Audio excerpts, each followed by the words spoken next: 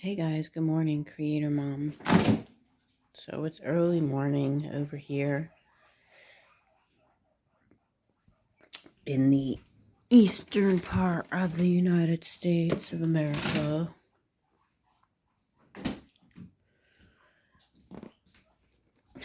Gotta feed the guinea pigs. Listen.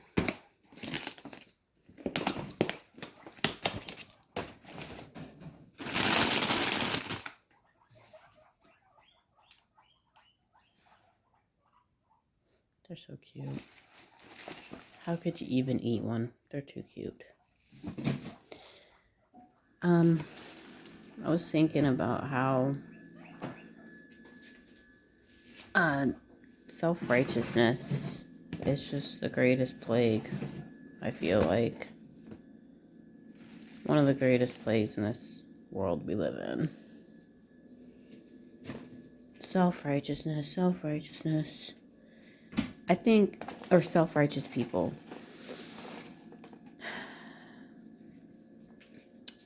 They're almost a little, like, worse. I don't know. I don't know which is worse. Self-righteous people or actual people doing bad things to other people. Like physical bad things. Because I think self-righteous people can harm other people emotionally. They're evil. It's evil in a different way.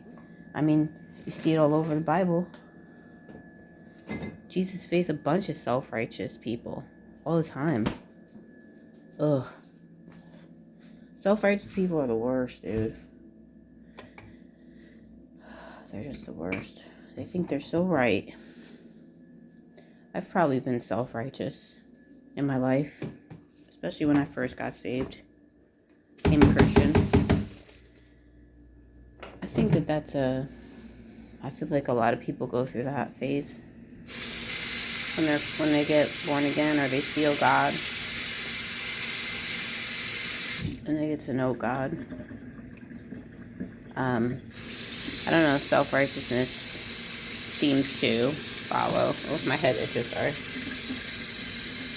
I think it's because, I don't know, because we know God now and we want everybody else to know God. It's kind of embarrassing, but I swear to God, self-righteousness is awful. I see it all over Facebook. I know, right? I shouldn't be on Facebook, you say self-righteously.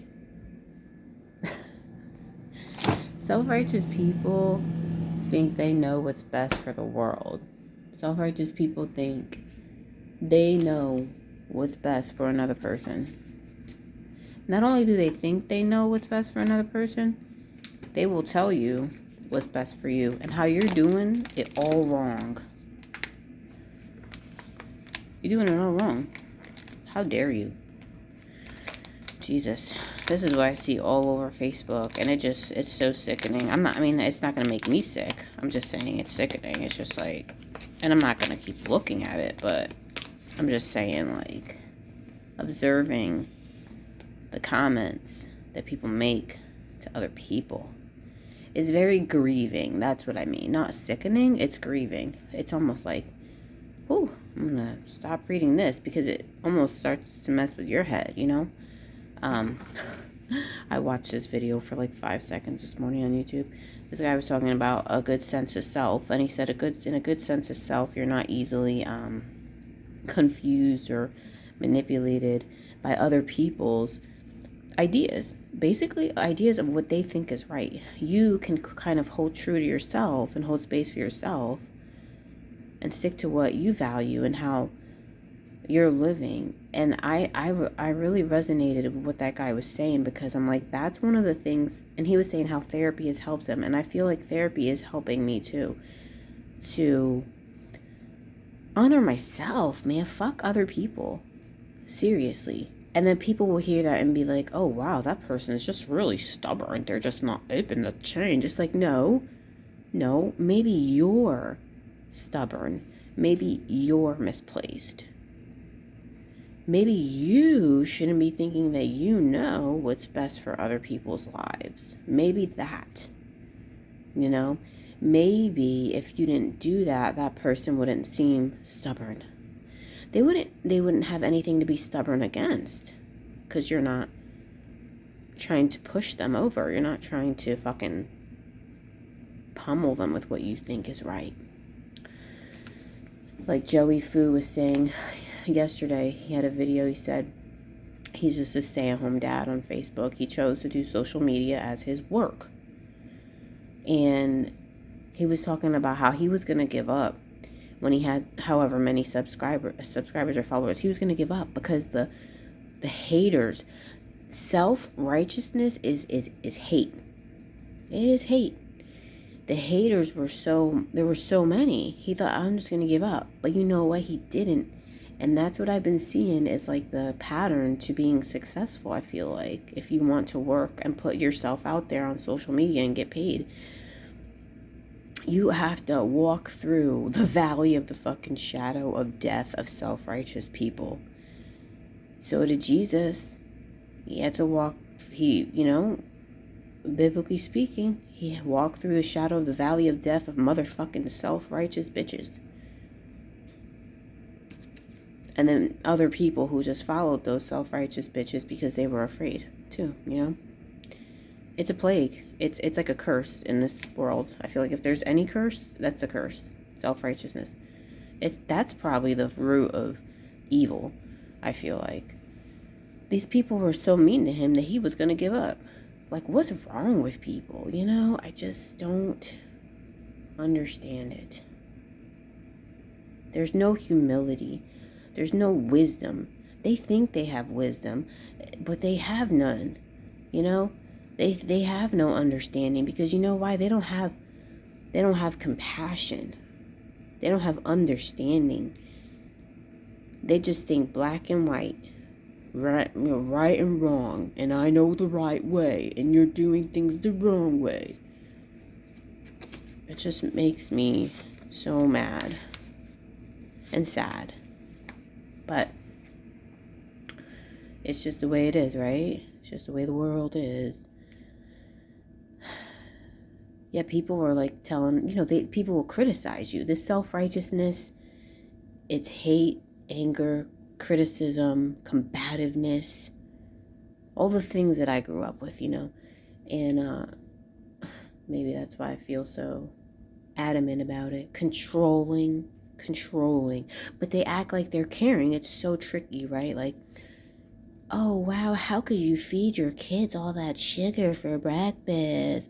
Oh, you're a stay-at-home dad. You can do better. Blah, blah, blah. The food police. They're the worst on the internet. The motherfucking food police. They know how everyone should be eating, and they know how you should be feeding your kids. It's just insane. But he didn't change. Not for them. Why should anybody change for you? That's the thing.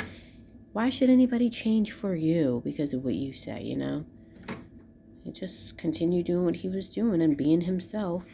And now he's got even more followers. He didn't give up.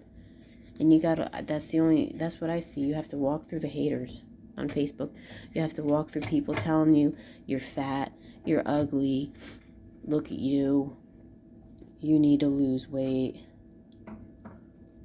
And then once you walk past through those people, you find your true followers, and you find that, wow, your followers are actually many.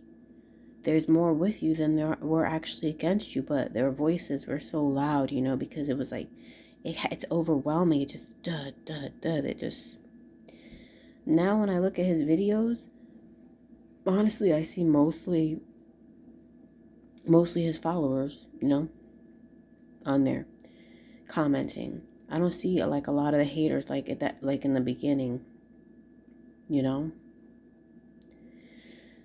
Being yourself, to keep being yourself, When you grow up with a narcissist parent, I think that's one of the hardest